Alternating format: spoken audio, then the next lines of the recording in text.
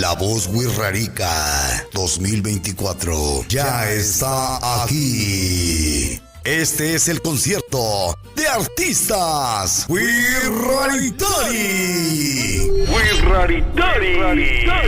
Iniciando los maestros de la música regional Wixárika. Se presentarán más de 20 artistas Wixáritari de México y del extranjero, grupos y solistas por primera vez en la historia. Habrá muchas sorpresas, prohibido faltar. Todos son bienvenidos. Contaremos con estos personajes como jurado oficial. La Voz Wixárika, Mafra Azul, compositor desde el 2002. Florencia Félix Hernández, Pasión Wixárika. José El Cawi, de los Amos de la Sierra.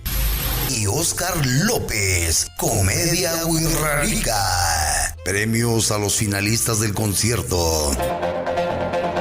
La Super Voz Wixárika 2024, 50,000 pesos. La Mejor Voz Wixárika 2024, 20,000 pesos. Buena Voz Wixárika 2024, 10,000 pesos.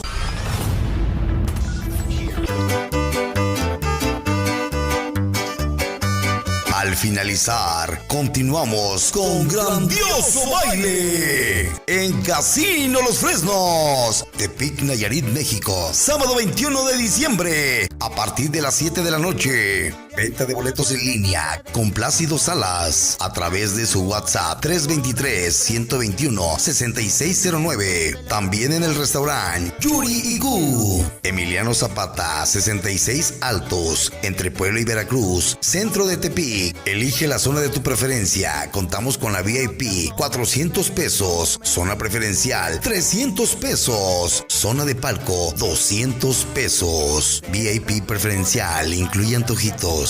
Sábado 21 de diciembre, La Voz Wixárika 2024. Concierto de artistas Wixáritari. Los esperamos. ¡No falten! Suénale mi herencia, Huichol.